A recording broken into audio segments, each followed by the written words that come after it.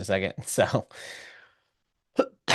beautiful, beautiful, beautiful. So yeah, my other speaking engagement right after this, I had to build some slides for, and then earlier today I was at a different speaking engagement. So all I do is talk all day. So it is what it is. All right, good, good, good. Daryl, I love it that you saw that. Andy, good to see you, my friend. Chuck, good to see you. Dick, thank you. Paul, thank you. John, good to see you. Um. Oh wait, Paul K, are you here or no? Uh, yeah, you are. Okay, gotcha. Sorry. I whenever it shows me like the name in black, that means is generally they're not here. So, but let me actually get the we don't need them today. Today, guys, just gonna be I just do need one quick thing.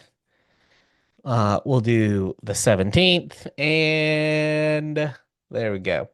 So, welcome to the Sunday session. Gotta let you know I'm not acting in my capacity as a commodity trading advisor, simply here to show you opportunity. What you guys do with that opportunity is all up to you, as well as you got to be aware of any and all risk, understand that risk, be willing to accept that risk and take on that risk, and anything covered in today's uh any trades I show, just to let you know. Um, just to let you know, I am if you decide to take those, just know that you're doing so on and of your own volition, okay? And next, I need to let me get into my trading view. I thought I was running out of time there, so perfect. All right, and there's my charts. So we're going to get into some news. As you guys know, we're going to get into some of trading events that are going on this week. We're going to get into a whole lot of things. First, I'm going to get into my fact set. I'm going to get into trading economics, and I'm going to bring up the good old Forex factory as well. And if you didn't know, there's no news today. um, so let's get into the news here. So this week we have, just some of the members of FOMC are going to be speaking. We'll have crude oil inventories come out, housing starts and building permits. That's going to be. I think people will read more into that than there is, to be honest. You take a slow news day and you can spin some headlines around housing starts and building permits. So, because those are always backdated. Like, I mean, has anybody ever built a house? Anybody built a house? Let's see. Yeah. So you guys know how long does it take to get those permits and all that crazy stuff? Matul, by the way, I see you in here. I gotta let you know, buddy. Everything is 100% above board, and I will for what we talked about, and I'm gonna shoot you that email now. I forgot to on Friday, but I found everything out. So yeah, right now, Bill says right now 2 years to get permits and stuff. That's why, but let's be real. On a slow news day, that's going to be a major headline. Or who knows? We could get a tweet and then we get a new headline, right? We just got big progress on Russia 7 hours ago from President Trump. Funny how his tweets always line up with like the market right about to open. Those positive tweets on Sunday. Um, but this week, PMI numbers, which is Purchasing Manager Index, and that's going to tell us about inflation for the next couple of months, what we should see. Unemployment claims as well coming out on Thursday. So, big announcements that you want to be paying attention to. Let me find my handy dandy drawing stick over here. I'm gonna just highlight a few of these. Now, all times you see here are Eastern, just so you know. These two, definitely big ones. This one, massively huge. Um, Meeting minutes, no. And then these are the biggins. So this week we have what's called the Jackson Hole Symposium. Now, what that is, for those of you who don't know, is that's when basically the Federal Open Markets Committee and the Federal Reserve, they all meet in Jackson Hole, Wyoming, and they basically set our fiscal policy for the next year or 2 years or 5 years, depending on how long things are looking, right? They basically just simply set that fiscal policy. And so what that means is think about it like they're going to say, hey, how many interest rate cuts should we foresee based on what we're seeing from tariffs and based on the last bit of tariffs that we had? What impact will that happen? Should we cut one time, 5 times, 25 times? What should we do? Who do we think is, Mr. Powell, if you're no longer going to be here, let us know. And we'll also need to kind of welcome in and speak with the candidates. That's now this thing, I'm telling you, it's been going, it's moving. Like it's a moving target. I can't keep up with it. First, it was 4 individuals that were going to be candidates. Then it was, sorry, first it was 16, then it was 4. Now all 16 and all 4 are all scrapped, and now it's like 11 new people. And I'm just like, what do we do? Like, who's the guy? It was real clear for Powell. It was real clear for Yellen. Like, it was very obvious. Now we don't know. It's like, it's honest to goodness. Like, generally, it's hey, a former secretary, or former cabinet member of the Secretary of Commerce or something like that. Secretary of States have served in the past. Other Fed chair members, right, will step up. Now, this time, it's who it's the owl search. Paul, I think I'd be all right. I'm joking. I'm joking. Honestly, I would have to look at the candidates. Honestly, I'd have to look at the candidates first. So, but that's an important. These are those very important meetings happening this week, and announcements happening as well. If we look, kind of news headline wise, let me get back logged into this.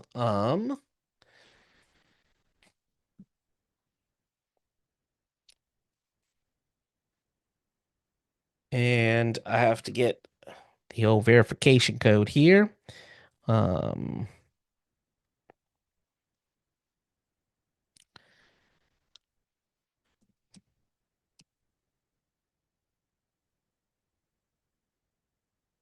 So top stories, look, however you want to say it, basically that meeting, nothing really came out of that meeting on Friday, so that's why there was no real reaction in the market. Um, Ukraine maybe needs to cede some territory and then, give them that area that leads them straight into Crimea and gives them the area that they need for the Belt and Silk Road initiative that we talked about last week. Um, Joseph, no worries at all, buddy. Glad you're here, buddy.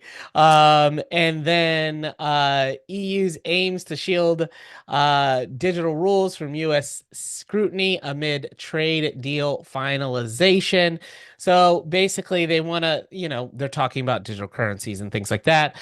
Trump did extend the China tariff, but then threatens over the Russian oil purchases by China after the Alaska summit, which was interesting. Oh, sorry, girl.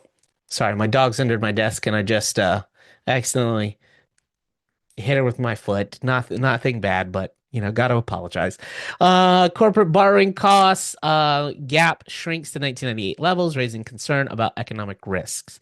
We'll talk about that, and that's actually my biggest thing to watch and thing to understand about kind of where we are with everything, right? When it comes to interest rates, as well as business reinvesting, as well as business growth, as well as growth in stocks. Because one of the most restrictive things that basically businesses have to deal with is what's called CAC, or which is cash on cash, or cost of capital as well. Right. And cost of capital, for those that don't know, is simply just like, okay, if I run I don't know. I always like using a pencil factory because it's a simple product. But let's say I want to run a pencil factory and I want to expand. Well, I have three real ways that I can expand my pencil factory. I can borrow money from a bank. I can use money that I have in my bank. I guess there's four. I could use other people's money, which subdivide other people's money into selling shares of my stock. So increasing the amount of shares available, thinking that people will jump in and it'll drive the price higher. And now I have more money that I can use to then go reinvest in stuff. I could sell bonds or sell debt in my company, and people will buy those bonds and they'll hold on to them. And now I have a bunch of cash that I can use to make my new investment. Or lastly, get like private equity and stuff like that. Right. So that does that make sense? Did everybody follow that train of thought as it was leaving the station and arrived all at the same in front of you all? So good, good, good. So there you go. So with cost of capital, if the cost of capital gets too high, that program, that new technology, that thing, sorry, we can't do it because we're not going to make enough back. We're not going to get a return on equity on ROE, which is more important than ROI for businesses. We're not going to get a return on that equity, and therefore we just scrap that project. Okay, we just scrap that project. So that's going to be one that um that we need to look at for restrictive lending purposes. Now, there are companies that are poised to do amazing no matter what happens. A company like Apple that prior to this year, I don't know. I don't know where they used their capital this year, because we won't know until next year when the 10K comes out. But prior to this year, Apple had enough cash on hand in the bank, more than Canada and the United Kingdom combined. That's how much cash they had just sitting in the bank earning interest. So now they can take that money and go and invest it in projects and spend, spend, spend to grow, grow, grow. Right? That's versus like a company like a Uber that doesn't keep a lot of cash in hand and they barely turn profits, so they don't have a lot of cash and they rely on investments, right? Their stock, bonds, and private equity. Um, and it is one of those things that if policy stays restrictive, okay, if policy stays restrictive, then that would uh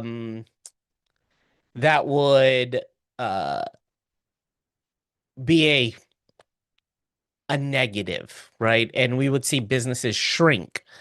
Okay, so the other piece of news that I want to talk about, let me see if I can find the article.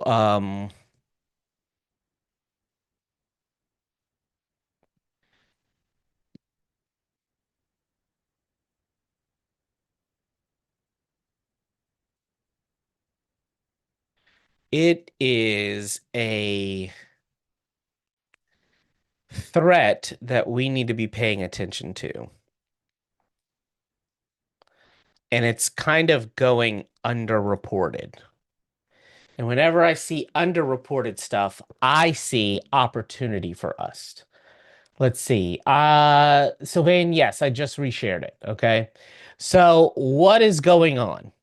Popular loss drugs could increase the risk of developing eye conditions such as vision loss, research suggests. Well, this isn't just research now. There is a class action lawsuit that is being created literally as we speak against semaglutides and tirzepatides, which are the weight loss drugs like Ozempic, Wegovy, Mounjaro, Zepbound, all of those. What has happened is they have found that 25% of people are experiencing permanent blindness. Okay. So you lose weight, but then you can't see yourself in the mirror. I guess. I know it's not funny, but it is a very, very cautious thing that we need to be aware of. Because what we need to do is at that point, we need to go and look at, all right, well, let's go take a look at old Eli Lilly and Novo Nordisk, right? Those are the companies that we need to be looking at and saying, hey, is this going to continue to cause this to fall? Right? Even though we beat earnings and we'll probably hit back up at the 745 or so, is this going to cause this to fall back down into these, into these previous levels? Because if that drug gets banned or has more restrictive um prescription policies that because of this blindness, then that's going to tear into the sales. Now, all of that could be, just whatever, but overall, it's one of those things that you need to be aware of, right? So I'm not in these stocks for myself. If you're in them, just, make sure that you stay aware of the news and keep yourself, informed because the moment you hear about it, it's probably going to be the moment it becomes mass news, it'll probably be a little too late because that's going to tank the stock initially. It'll come back because pharmaceutical companies always do. Novo Nordisk is the other. And we can look at them. And they're already down. They've been crushed because they've been outsold by their competitors. Going from 140 down to 43. And again, I think they come back with a new drug or something like that. Let me make this chart large. Good call. And let's see. Now we got through it a little bit quicker. What are some stocks that you guys want to look at here today? What are some things that you guys want to look at? I have a few that I'll share as well, with you all, just things that I want to see. But we have MSTR, Ford. You can just type them in the chat. ALAB, QBTS. Any others? Any others? Um, we're definitely looking at Walmart. That's one of them. TTD. UNH. ELV. AMZN. OUST. UEC. CRWV. SPY. QQQ. We'll look at some ES. We'll look at some gold. We'll look at some NQ as well. Oh, David, you know that's already on the list.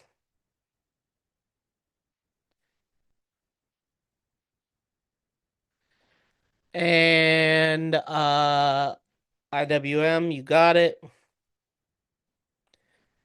All right, so let's jump into these. All right, so first one we'll start with is United Healthcare. So, how many of you guys in here may have taken that United Healthcare trade?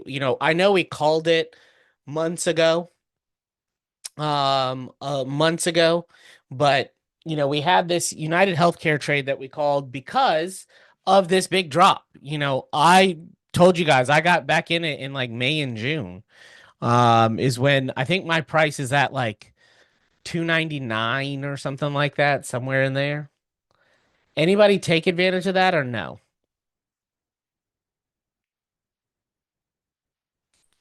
Bought and sold too soon. No, Nancy, I got in at 299. So $299 and I'm buying this thing. I'm taking this ride back to 582 from 299.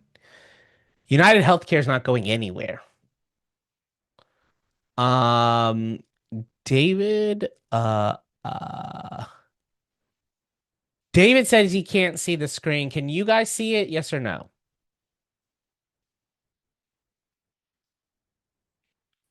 So, David, it might be your Zoom. You may just need to make the window larger, right? So, you might just need to maximize the size of the window because everybody else says they can see it.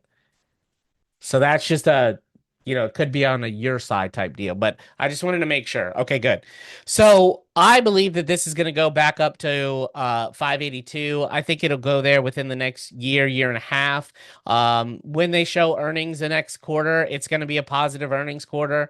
Yes, they have the lawsuit. Yes, that was announced back in 2020. They have the money for that lawsuit. It's not like they're going to settle. It'll get settled out of court and it's done, right? DP, that's hilarious. But the announcement that came out was when we were buying it, so was Warren Buffett and Berkshire Hathaway, as well as two other hedge funds were buying it. And so literally we saw on from Thursday to Friday when that S1 came out, it went from 272 back up to 305. So if you're looking for a position in it, what I would suggest is probably this is probably going to go up to like 325 or so, back up to support and resistance. Then it will probably pull back into the 280-ish range and then back start waving back up. So what I'm looking for is Fibonacci's or waves that would look like something like this. Let me turn this magnet tool off. Something like this. It'll wave up one, then we'll have a wave down, and then we'll wave up two. We'll wave up two, wave up three, and wave up four. Now, again, this is a long-term buy and hold for me, right? I want long-term capital gains on this because it's an expensive trade and I don't want to pay that much taxes, to be honest, right? It could fill the gap lower, absolutely, right? I honestly think, excuse me. Honestly, though, I don't think it pulls back from here. It may pull back. I'm not worried. Like I'm literally $20 worth of movement isn't going to worry me on this. When I'm going for, think about it. I'm going from 299 to 582. That's my where I'm exit 582 minus 299. I'm looking at $283 worth of return. Okay? That's the type of movement I want. That's like the Netflix call, the Facebook call, the Disney call that I've made in the past. And these are yes, and that's the thing. Some of my trades that I like to put in there, they're just long-term buy and holds. So what I would do if you're not in it, right? You could look at calls, you could look at a great thing is like a call roll strategy. There's like an 80-50 strategy you can play with deltas where you can, you buy a call at a 50 delta. When it gets to an 80 delta, you roll it to back to the next 50 delta. And so you're constantly taking, 30 cents off the table and protecting your profits as it's rolling up. And then if the market goes down, you just, you can re-roll it into something less and you're locking in a little bit of loss, or you just hold it. But I do, 1 month to 90-day options on that. Okay. Joseph, I absolutely. Joseph says 5% drawdowns cannot scare away 50% potential. Amen. All right. 5% drawdowns cannot scare away 50% potential. I love that saying. Joey, I love that saying. So this UNH again, long-term hold for me, right?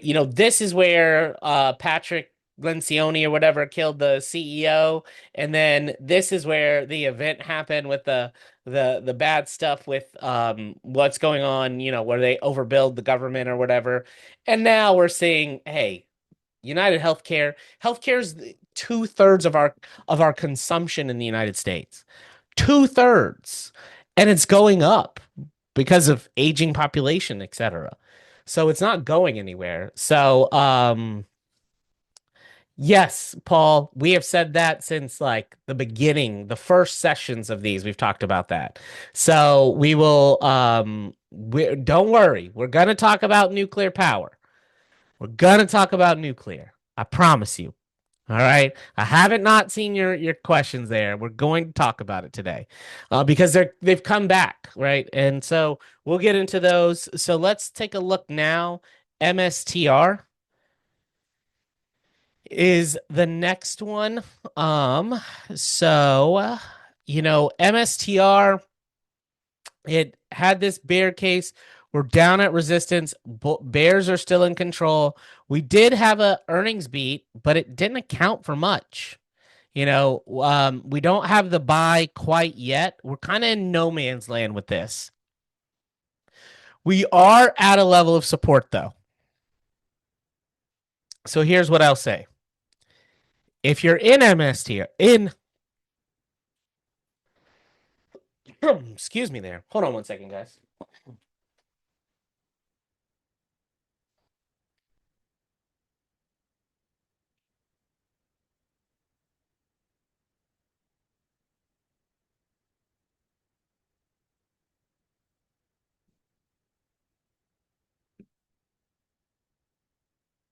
Apologize about that. Had to just get something to wet my whistle there for a second.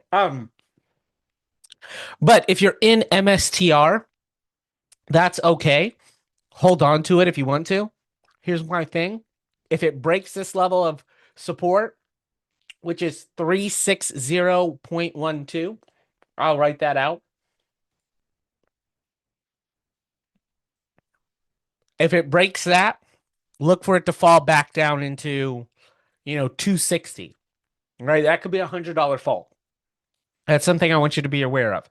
However, with selling energy kind of peaking out and buying energy starting to creep up, I could see this come back up for the next wave up. Now, again, we still got to be cautious, though, of that level of support and resistance. If we throw a fib on,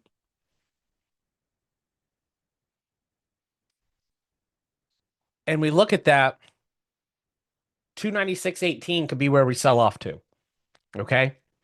So, and thank you guys for that, Deborah and Paul, for the bless you there. I appreciate that. That could be where we fall into, right? It's 296.18, which is right at that next level of support and resistance over here. So if you see this number break, look for it to fall.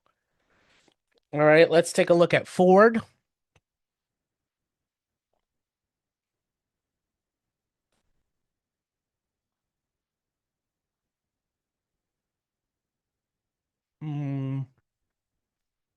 The new EV strategy with Ford will be interesting to see. I don't know how it's going to perform. That's a big bet. That's a very big bet and a very bold move. We'll see. If the new EV strategy works, great. I still think the future of vehicles is in electric. Or actually, I've always said there needed to be a period of time of hybrid so that they could perfect the electric. But, China has developed a battery that is made of sand and doesn't use any like lithium in it and things like that. So there's a whole lot of testing going on with that right now. The other thing is here's a company that I think everybody should have on their list. And it's a get in when you can. Let me see.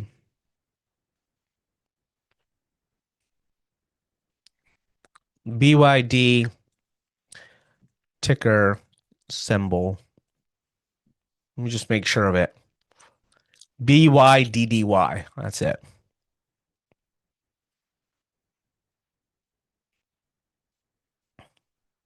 There you go. So BYDDY, which is it's OTC, which is like pink sheets, right? But what this is this is the BYD company, which is a Chinese EV manufacturer and battery producer, their assembly line, this is astonishing what I'm about to say. It's almost unbelievable. Okay. So they can produce a vehicle from, we're talking aluminum to finished product in 77 seconds. Okay. 77 seconds. They can produce a vehicle in that amount of time. Yes, BYD DY is a Berkshire holding. You are correct on that, William. Um, they've been in it a long time. They actually helped build their first plant. They gave them equity to do so. So they're very big on that. And look, again, I think EVs, like if EV was redone, you could have a full electric vehicle for in-city rental cars, right? That you're just like instead of in other countries, you can hire a car for like 2 or 3 hours. Not like a full day where you got to go to Enterprise and all this. No, you just walk up to the car, you scan your credit card, you scan your driver's license, and off you drive. Okay. And um and so it is the second is so those types of cars would be perfect for electric vehicles, right? If you could have a fleet of those that are all electric and that just drive around and people plug into chargers and that's where they leave them, fantastic, you know? And that's what China's doing. Then you have hybrids. Kind of like I gotta stop and brag for a second. I don't know if you guys have seen this. Kind of like this vehicle. Um,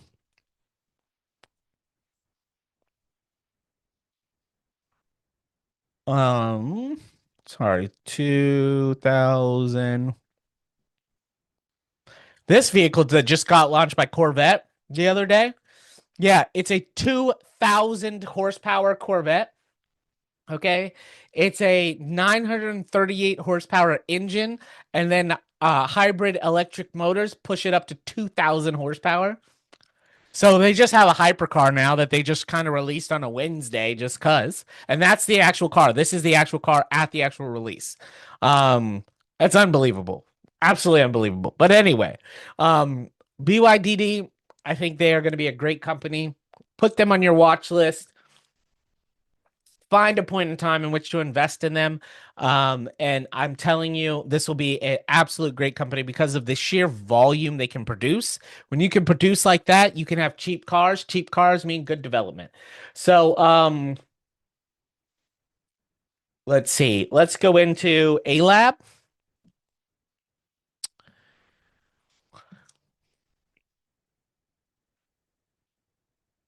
So A-Lab, look, it's at a peak high. Buying volume is falling out. Selling volume is entering in. I think we get a pullback at least to kind of 156. Maybe back down to fill the whole gap at 142, but 156 is my target on that immediately. So I'm looking at a $30 drop in A Lab. Absolutely would see that. And I could see it coming back down into 90 bucks and then just sitting flat. Okay. Um Walmart. So Walmart I like. Again, this is a long-term play for me and a long-term hold. I think Walmart's going to be an amazing stock for long term. I would be looking to buy Walmart somewhere in the $94 range to $95 range. And then take it up to two, three, 400 bucks. Reason why, one, they have the Walmart health centers that they're building now. I've actually went to one to just check it out and see what it looked like on the inside. And it's seriously, you walk in, you tell them what services you're looking for, dental, mental health, physical health, and they hand you a price list. So you know up front, hey, my blood work's going to cost me 25 bucks. You won't know up front my x-ray and setting my broken bone is going to be, my kid, let's just hypothetically say you had a kid and broke its arm. You could take it to the Walmart Health Center, have the bone set, casted, and x-rayed and all of that for 175 bucks. You know that going in. That's the max they're going to bill the insurance. That more affordable healthcare is what's going to be needed And they did it smart. They started in rural, underserved areas. So that's where majority of people go. And now they're slowly expanding the program. And then the other thing is Walmart now accounts for like right around 32 to 42% of all grocery sales. 10 years ago, not even 10, 5 years ago, it was like 14%. So their reach is just getting larger and larger and larger. And this is a stock I'm very, very bullish on long term. And then their ability to, bargain puts them in a place where if tariffs happen, then tariffs happen, right? TTD, so the trade desk. Interesting. Look at that. Didn't get that gap to fill there, created a new gap even after earnings. What happened with them? Let me see. Oop, too many T's. Oh,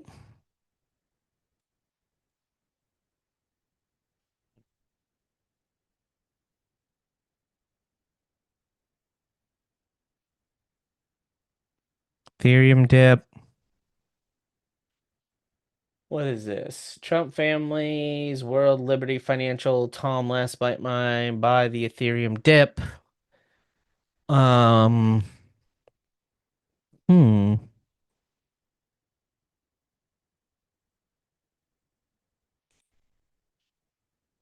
Sorry. Sorry about that. A dog was barking outside and mine too went had to go take a look at it. That's interesting. I don't know what created their drop back on was that July 29th? No, that was August 7th.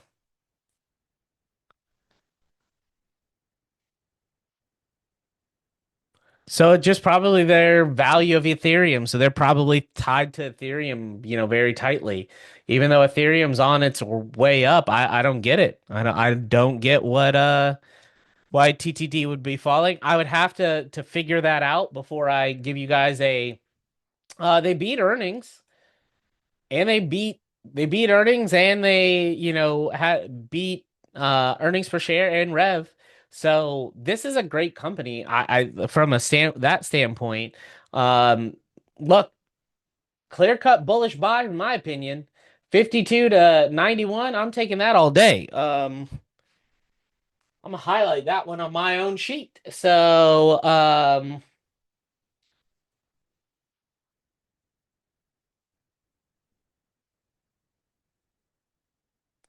I know I could click that news symbol here, right?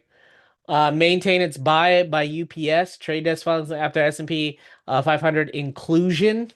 So it's once they got thrown into the S&P 500 that it tanked, but who knows why, It's maybe they just hedge funds and stuff had to revalue them. So that's probably what it is. So mm, advertising technology provider dropped 33%. Um,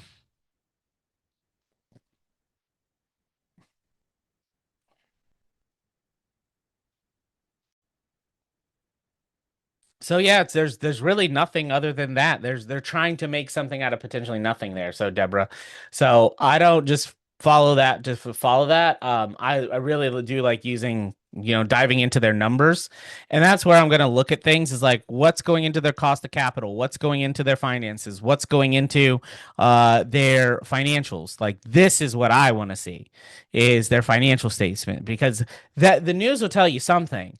But when you see, oh, okay, they actually didn't turn a profit, right? They've actually dropped $163 billion. Then you know something right there, right? You see like their net operating cash flow, their free cash flow fell. So that means their free cash flow would be when you discount that free cash flow to today, you'll know various things. And then this big restate. I'm sure there were big changes in this restate that happened. Thusly, people would say, well, what's going to happen to these numbers? That's what's gonna be interesting here. So it'll be interesting when their 10K comes out, what their stock looks like. Is it a bad thing? I mean, look, sure you have a earnings per share that's good, but they may have been selling shares to get their earnings per share higher. I'm not a fan of EBITDA, even though everybody else is or whatever. I really side with Charlie Munger on that one. So, this is a good one. Let's see. Trade desk drop 40%. U.S. tariffs are making advertisers nervous. Okay. And then Walmart dropped them. Okay. Those are two big things. There you go. Next, we did UNH, Amazon, AMZN. Amazon, again, this is one I told you guys I was looking for the buy. It filled the gap. I'm good if you want to get out. AMZU is what we were in. If you anybody take this ride with me, yes or no? Anybody take this one, yes or no? Hey Rick, it's gonna be a little bit. Sorry, I've been out for literally been at speaking engagements since 8:30 this morning. And it'll probably be tomorrow or something before I can get to that. So anybody take advantage of this stock? Yes or no? Nope. No, no, yes, yes. No, no, no. Okay, great. Well, those of you that did, congratulations. Those that didn't, better, next time there'll always be another one, right? Look, this was Amazon just talking about tariffs and tariff impacts and issues, and it's not like people are going to quit shopping at Amazon. Like you're just literally not doing that. Um, cash cash secured put on AMZU. So you bought a put on AMZU for this pullback, or you sold a put, is what you did. Sorry, Stu. I little confused there on that one, but hey, hopefully you made money doing it because I just bought it outright and made some nice little coinage on that for the piggy bank to say the least. Where does it go from here? Look, I think it could. Oh, okay, good, good. So you made some money. Great, fantastic.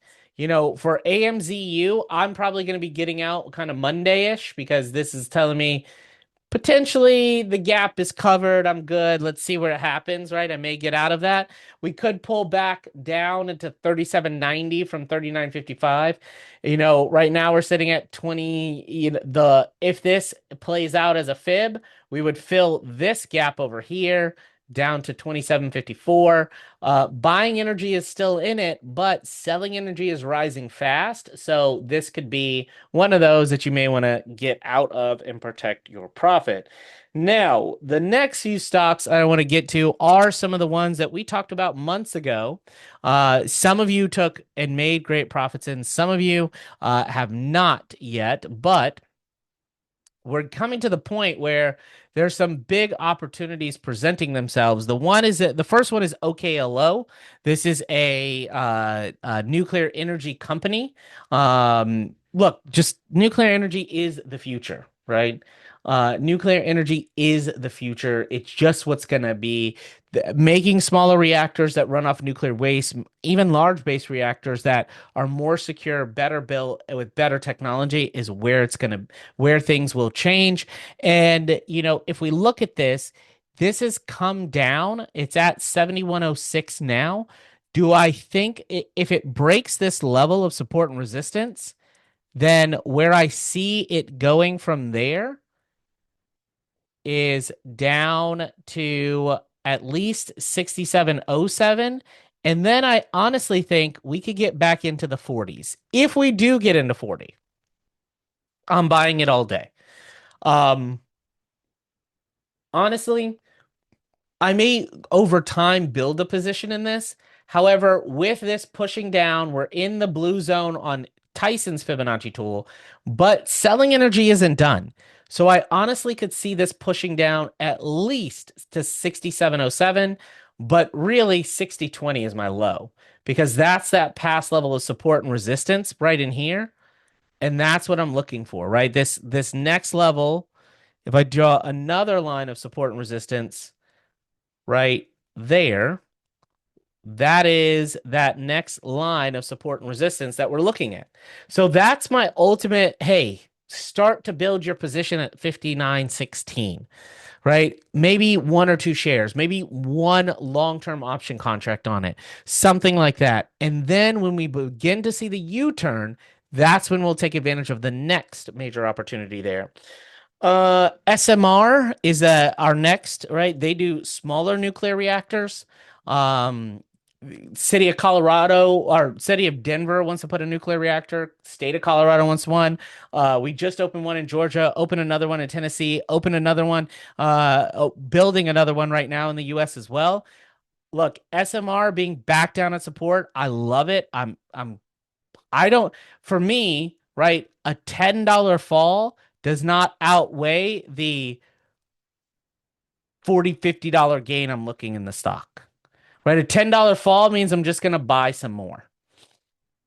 So if you're waiting, you could wait to get in at 25.83. If it breaks that level of resistance or past level support, I think it heads straight there. If you want, buy one or two shares, buy one or two contracts, and then get into it, right? But that's a long-term contract. Does that make sense? Is everybody good with that? Understand that? Yes or no?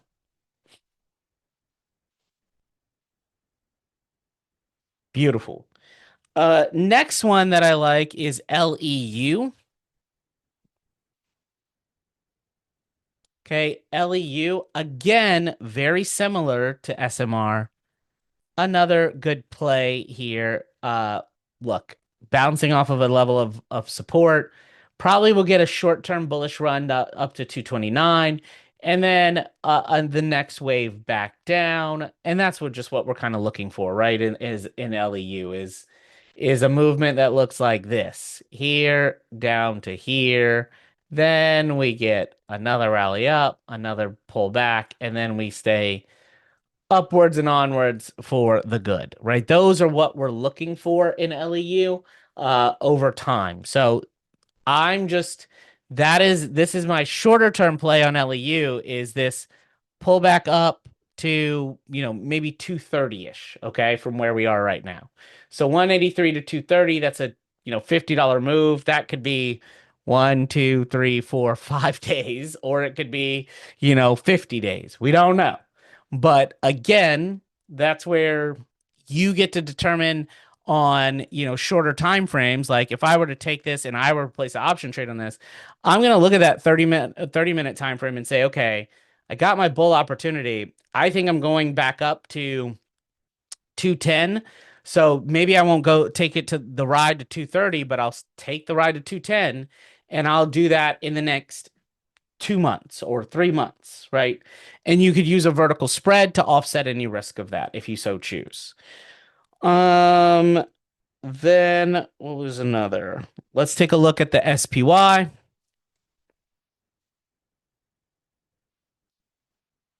So SPY, we have been making, we have been in tight consolidation, very, very range bound on a 30-minute.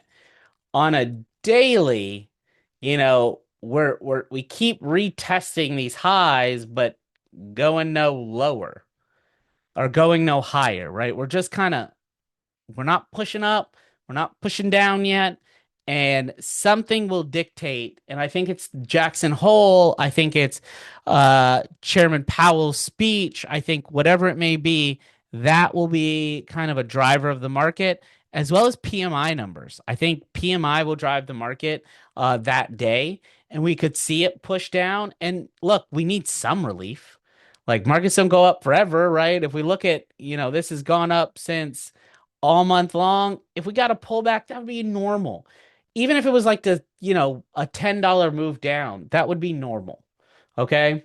Um, That would be normal. Cell energy is high, but it's falling, if that makes sense, BK, on LEU. It's falling. So, looking at this, I want to see a pullback. Am I gonna just enter in a trade for a pullback? No. I'm gonna draw a counter trend line, and if we break my trend line, then I'm gonna sell. Okay, that's literally what I'm waiting on for the selling opportunity. I think we're going to continue this melt up. I think we end up hitting 6,500. I do. I think a melt up to 6,500. That's where I called it in January and February. If you were at the Mastermind event here in Orlando, that's what I said is a Wall Street boom, a Main Street recession, and a melt up into the $6,500 mark. And I thought, we could see some pullback, and we did in March, April, and now we're seeing the next rally off. And look, we'll get another wild swing. It's going to happen, right? I'm telling you that right now. Seasonality SPY is flat in August. Yes, absolutely understand that. Totally agree with that. And, that's generally what we see. But we also made an all-time high in August too, so can't really say too much about that, right? We made an all-time high 5 days ago, so we got to think about that. 5 days ago, 4 days ago, and 3 days ago, all-time highs. So we have to pay attention to that as well. QQQ, very similar philosophy there. Even though it's heavier tech based, we have seen the break of that counter trend line. We are seeing that pullback. Again, my pullback is $7 on this. I don't think it pulls back to, 510 and drops $70. Could it? Sure, absolutely could fill that gap at 491. Will it? More than likely not. Right? More than likely not. Unless something catastrophic black swan level event happens there. Let's take a look at GC at some gold. I do that every time. Even in webinars, I do it. Like live presentations, I do it. I pick the wrong one every time. GC, we're seeing a little bit of sell-off coming in, but selling energy is waning. So could see some buying energy come in, especially with like these news announcements. I think Thursday, Friday, you see gold rip higher, markets rip lower based on the fundamental announcements. Does that make sense? Yes or no?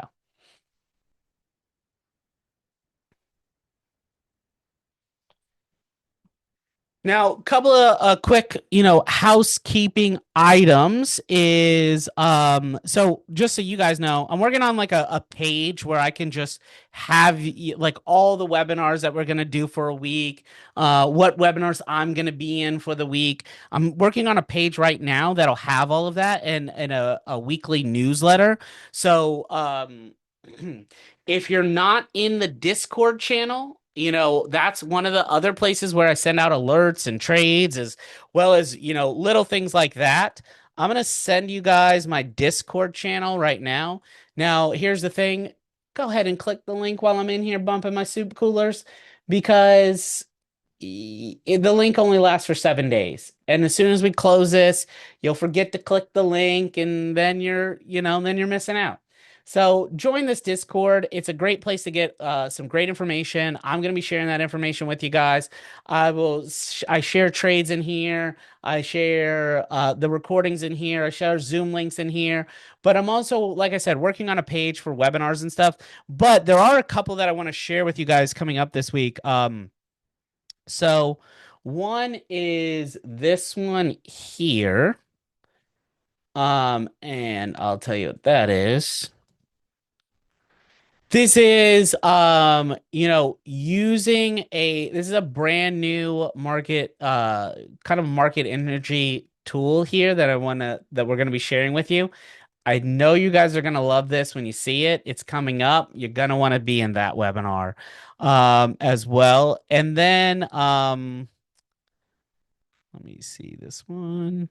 Ah, the other one is if you're trading options and you're interested in an amazing tool that could help you with some options, just do that. William, here you go.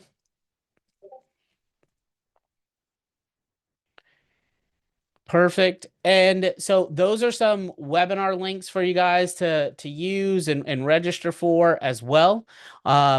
And now, because I didn't want to forget that, that's it.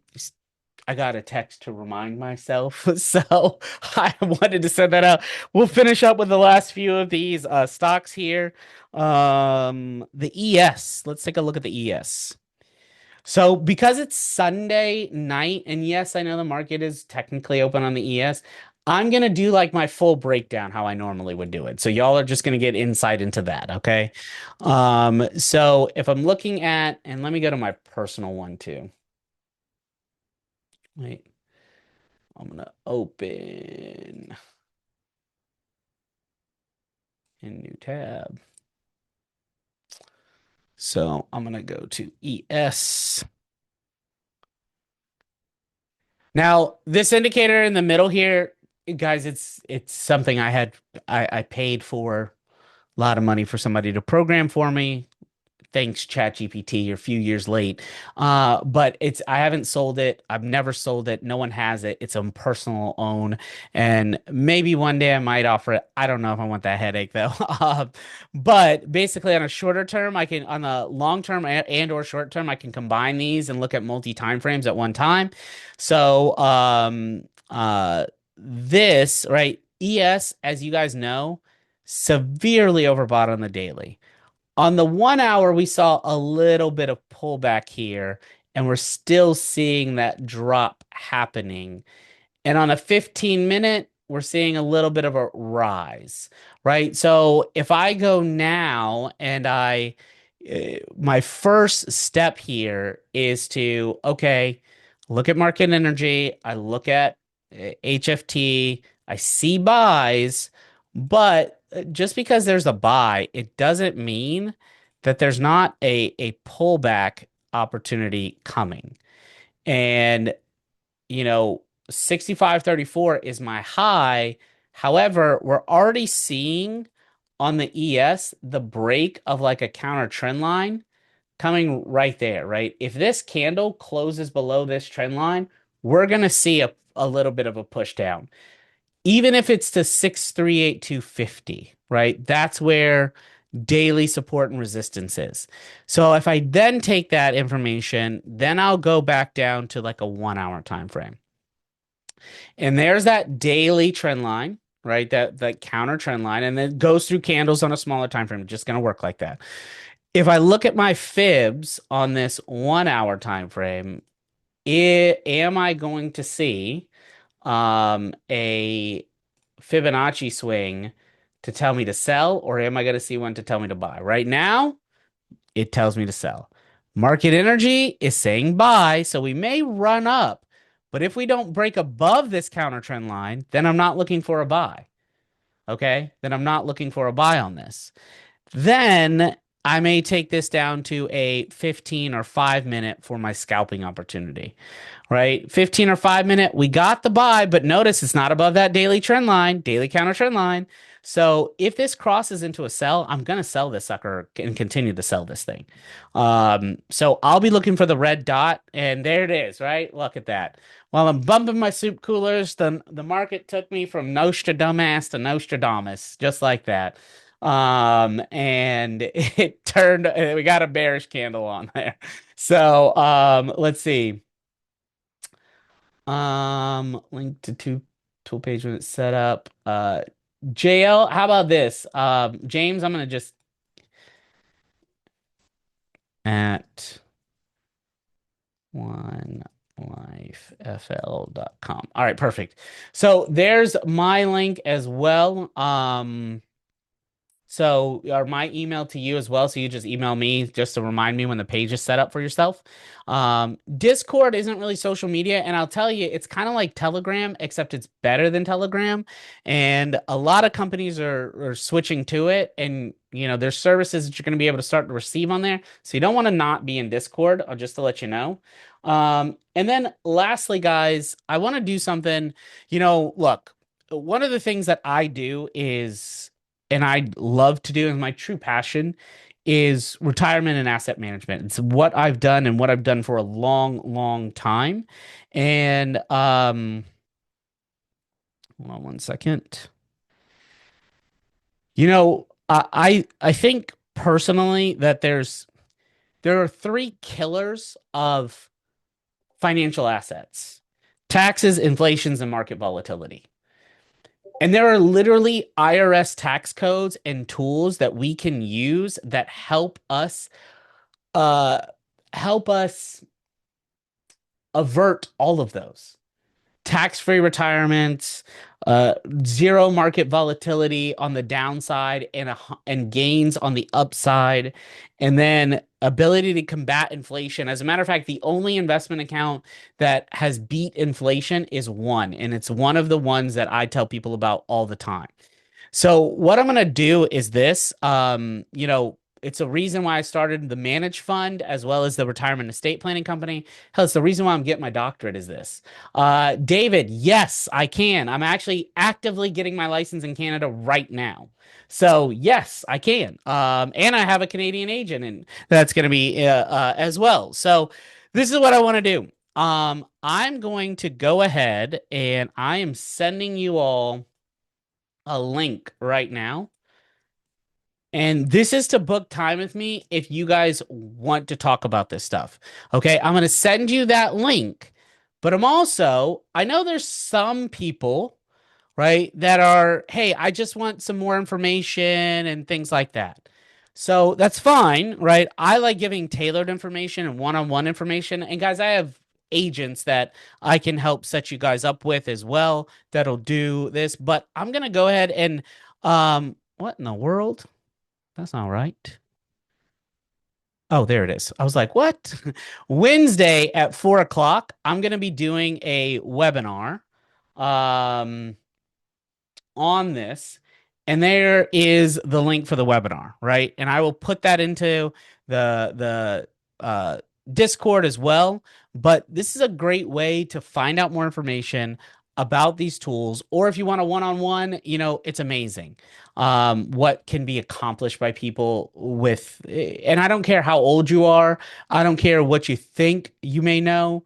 The thing is that 99.9% of advisors that I meet don't know how to do this stuff properly.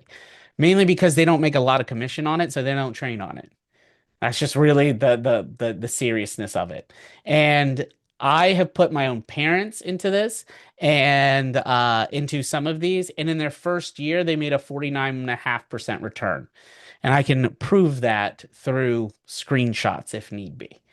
So I'm excited for what I do. I love to help people. My entire team does. So evenings are open, weekends I have times and things like that. So if you guys want to book with me, utilize that link to be in the webinar and this link to book time directly with me. Looking forward to it, guys. I have to run to my other meeting. Thank you all. Wish you health, happiness, and success at trading. See you all next Sunday, 7 o'clock, same time. Thank you guys so much. Have a good one.